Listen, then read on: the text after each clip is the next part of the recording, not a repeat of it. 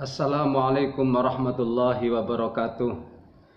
Bismillah, alhamdulillah, ibu bapak sekalian, sebagaimana yang kita ketahui bahwasanya anak-anak sekarang lebih dari 2 bulan tidak melaksanakan KBM di sekolahan. Lebih dari 2 bulan anak-anak kita tidak melakukan KBM di sekolahan sebagaimana biasa karena adanya COVID-19 ini. Sebagai solusi alternatif, mereka diwajibkan mengikuti homeschool atau pendidikan jarak jauh. Cuman survei membuktikan bahwasanya KBM yang dilaksanakan di rumah atau homeschool atau pendidikan jarak jauh tidak seefektif bila mana KBM di sekolahan. Bahkan cenderung orang tua sudah angkat tangan mendampingi putra-putrinya. Putra-putrinya pun cenderung jenuh bila di rumah dari hari ke hari, sehingga banyak anak-anak yang tidak jelas aktivitasnya. Ada yang nongkrong di warung, ada yang reario sepeda motoran, ada yang khusyuk main game online dan lain sebagainya lah. Dan ini rata-rata anak-anak sekarang. Kita banding-banding ya, kita timbang-timbang. Satu, zaman Rasul itu peperangan adalah sesuatu yang mulia, namun oleh Allah dilarang untuk mengikuti peperangan secara keseluruhan. Hendaklah di antara mereka ada yang tafaqquh fiddin, mendalami ilmu agama, ngaji, belajar. Itu menunjukkan menuntut ilmu, belajar tidak boleh berhenti, tidak boleh ditutup. Satu. Pertimbangan yang kedua, menurut tim ahli virus, orang yang berpotensi kena COVID-19 ini, saya hanya ittiba saja, saya hanya menirukan saja. Satu, yang berpotensi usia 60 ke atas, rata-rata loh ya. Dua, mempunyai riwayat hidup sakit sebelumnya, kencing manis, liver, dan lain sebagainya. Dia punya historis sakit. Yang ketiga, pada saat itu kekebalan imunnya itu lemah.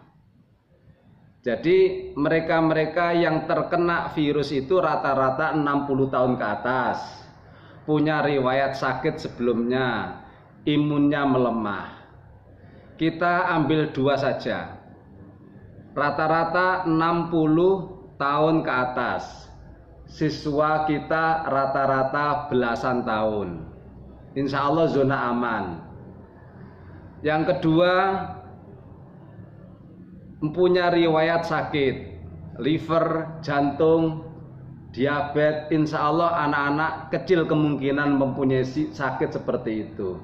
Berarti kalau ditarik garis kesimpulannya, anak-anak insya Allah kecil kemungkinan bila terkena virus, kecil kemungkinan kecil. Tetapi kalau KBM dihentikan atau homeschool tidak efektif, berarti anak-anak dapat dipastikan mengalami kebodohan, mengalami penurunan pengetahuan, karena 2 bulan itu ndak singkat, itu ukuran lama. Kalau ngaji 2 bulan itu sudah berapa bab? Lah, kalau sekali lagi, kalau kena COVID kemungkinan kecil, Mengapa kemungkinan kecil? Karena yang bersangkutan rata-rata umurnya masih belasan, sedangkan yang terkena rata-rata 60-an. Yang kedua, rata-rata yang terkena ada penyakit sebelumnya. Insya Allah anak-anak aman nyaman. Jadi kalau COVID kena anak-anak pelajar kecil kemungkinan kecil.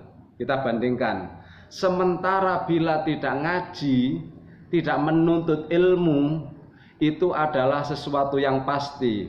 Karena dia tidak buka buku, tidak ngaji, tidak melaksanakan KBM.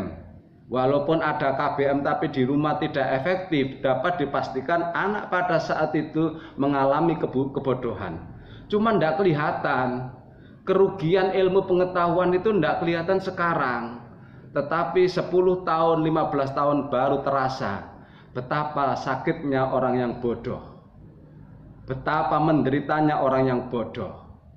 Sehingga kalau kita ambil kaidah usul, al-yakin la yuzalu bisak.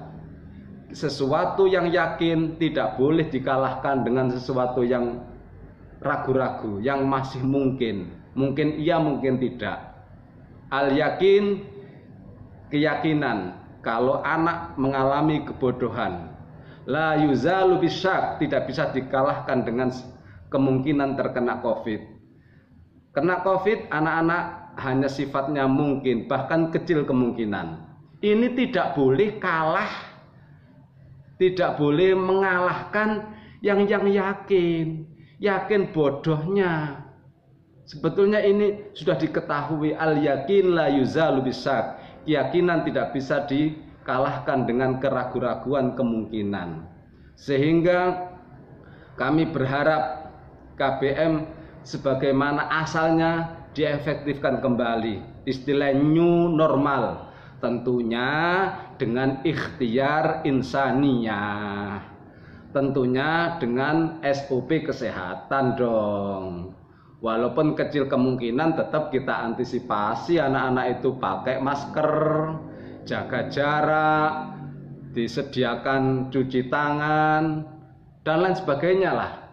Fa insya Allah itu bagian dari ikhtiar kita. Sementara anak-anak bisa ngaji, menimba ilmu pengetahuan. Memang kebodohan itu ruginya tidak kelihatan. Lain dengan pariwisata, perdagangan, bisa dilihat, dikalkulasi hari ini karena ada COVID sekian juta hilang, sekian juta hilang, bisa dikalkulasi. Biasanya pemasukan satu hari pariwisata itu 10 juta begitu, sekarang 0.